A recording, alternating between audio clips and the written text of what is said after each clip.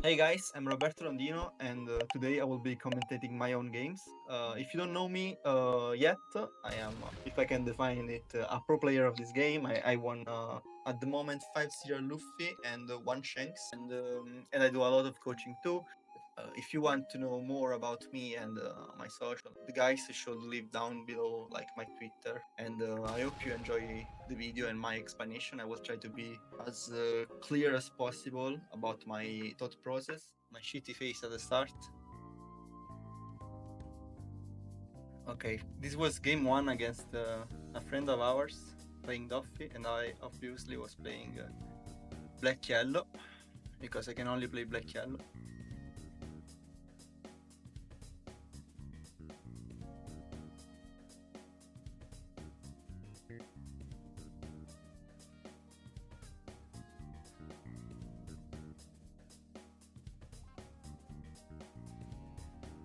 Standard, of course. Nowadays it has become pretty standard, of course, to play down the babies in the matchup.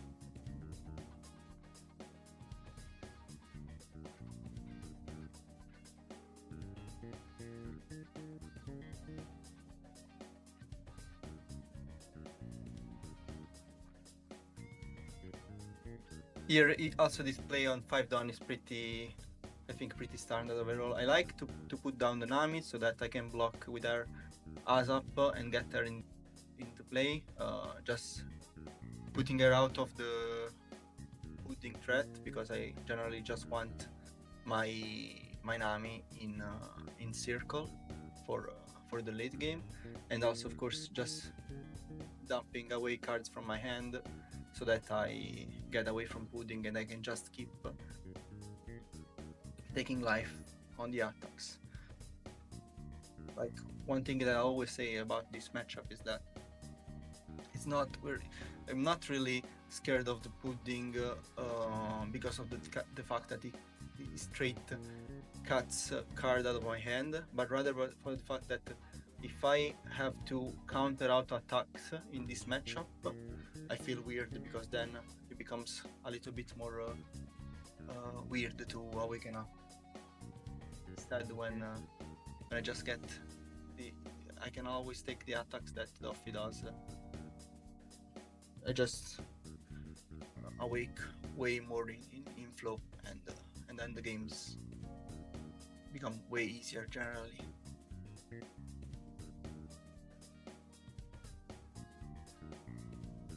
Awaken, what am I?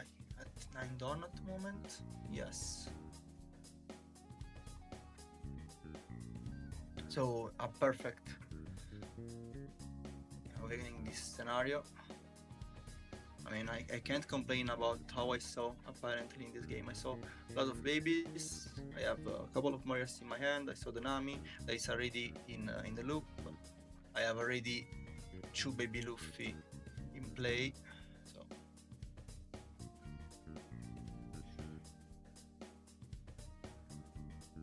decided not to awaken again.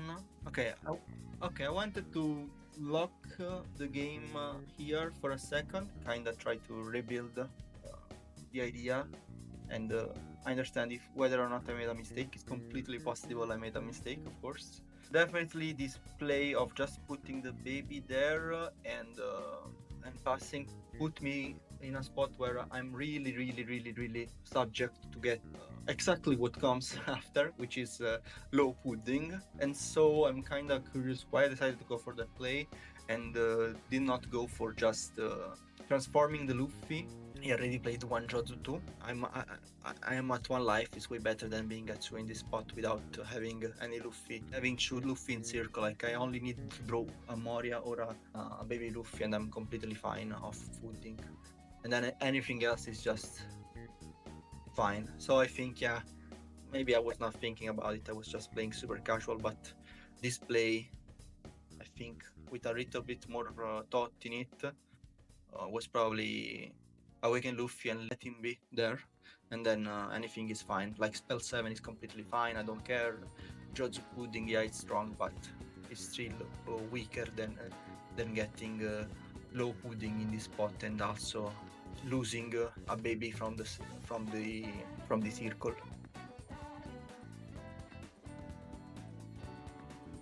Okay, we get pudding, so the worst case scenario happens. We kinda deserved it. Let's see how we will start. Of course, we draw a Moria because we're good. We didn't get super punished for our mistake here.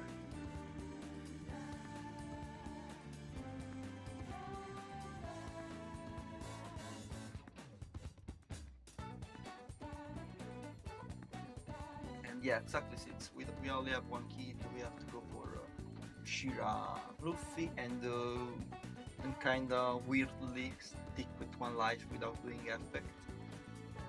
Whereas if we went for one life before, now we can do effect and be a 2.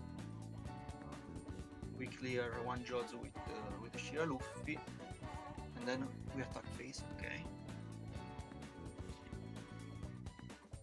Continue pushing. I mean, this game from here, still whatever because we have another Marionette. I decided not to go for Moria. Yeah, I think that's fine because I don't have any other piece to get the full value out of Moria.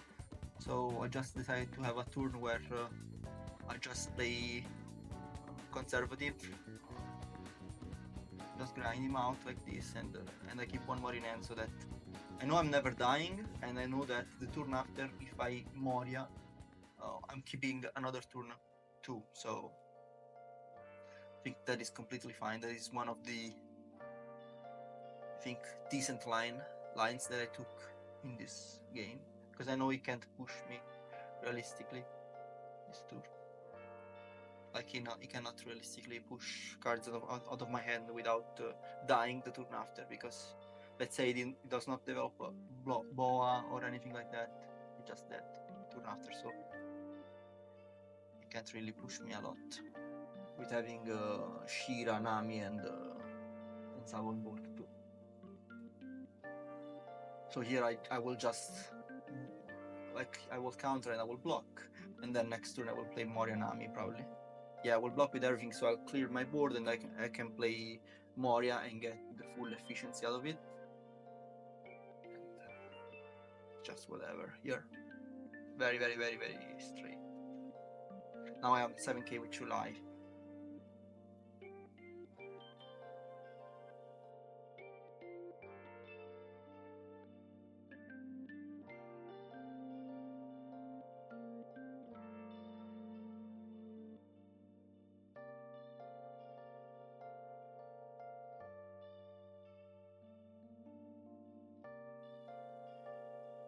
Yeah, it's literally what maybe I thought that I was dying from some kind of split because I only have 2 cards in hand, but I don't think so. I don't think that is ever happening. I could probably push. Maybe if I push and I get triggered spell 5, or spell 7, or spell 6, I die because I needed the Nami, and because of that I decided to go for board, and I don't risk getting triggered. Plus, I clear his board so I never die from anything, and the turn after, there is no way I don't kill him. While also having the baby Luffy in hand, which means I get to pop any blocker in my play. So, I mean, I could literally never lose this game based on how good I saw.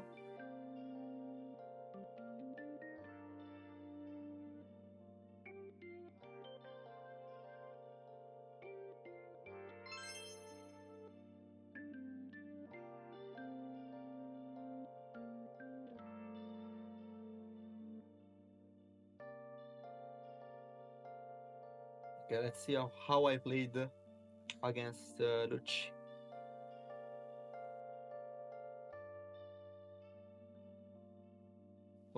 I did not lose this matchup for like 4 months straight. I mean, it is what it is. So, but it's still, I think there is some interesting stuff. I don't remember this game exactly, so let's see if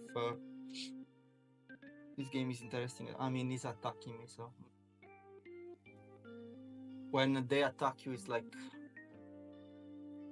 it's not even close. Like, it's never close, but if they attack you, it's just unlosable. Here, for example, we could Ice Age and just turn the Brook and kill the Kuzan and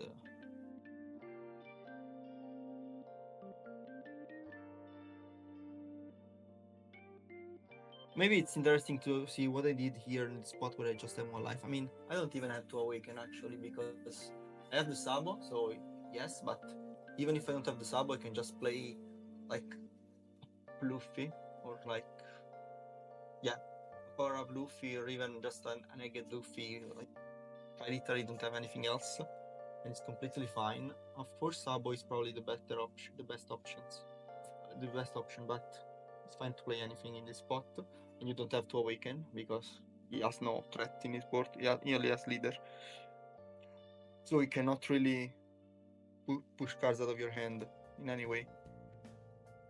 So here I decided to awaken.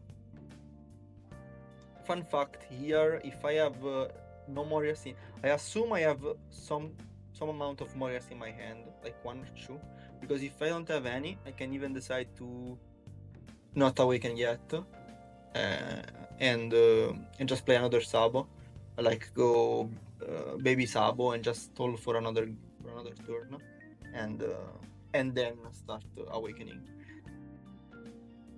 The idea is that when you awaken,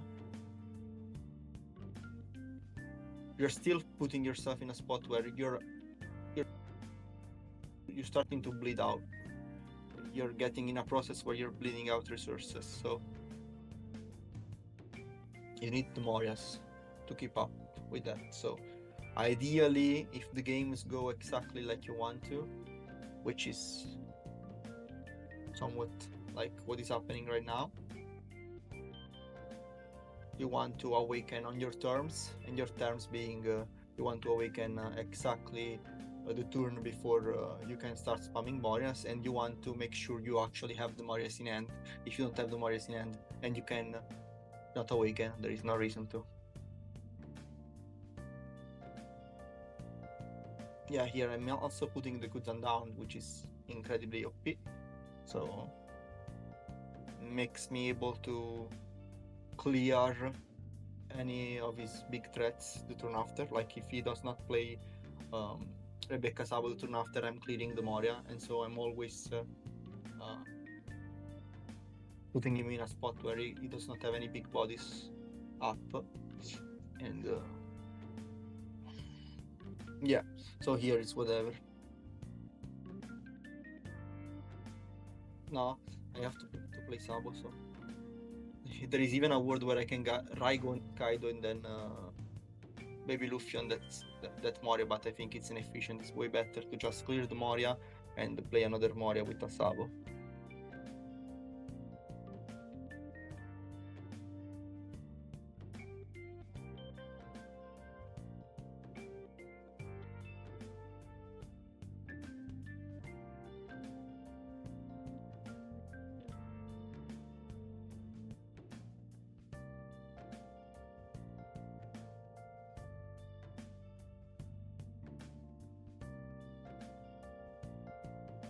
Yeah, from here the game is absolutely over deck.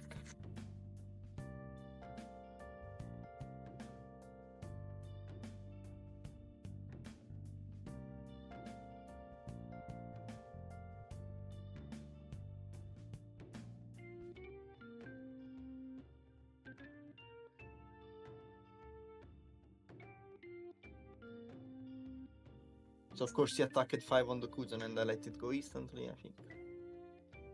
Standard. Then here I'm just gonna block with everything because I don't want to waste cards out of my hand, and I want to just play another Moria after.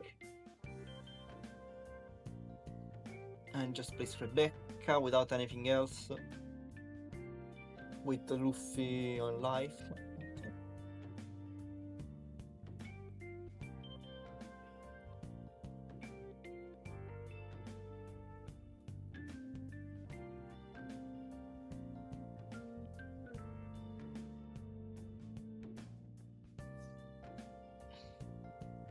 I just went straight for Little. Yeah, I think I went for Little because I have Baby Sabo in hand, so I'm not actually like committing a Little. I'm just pushing cards out of his hand. in the meanwhile, I'm I'm doing somewhat that resembles a little. Yeah, I should have Sabo. Yeah, so I went like, because I should also have Morin, and I think I saw it. But yeah, this option is probably better. I don't know. I don't have Morin. Yeah, whatever. But even if I had, this was completely fine. Because I push. Next turn I can block, and take, worst case scenario. I can block, and counter. I can play another Mori, and I keep going. In this incredible scenario where he can still survive, which is not really happening.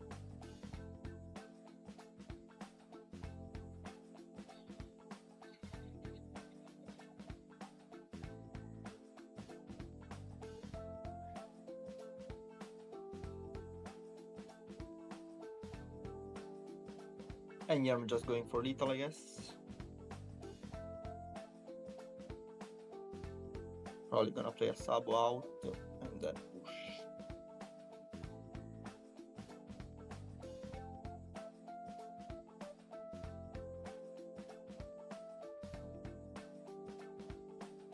You never know. So here I'm doing lethal without actually needing to. Yeah, that is just the matchup. It's just not fair.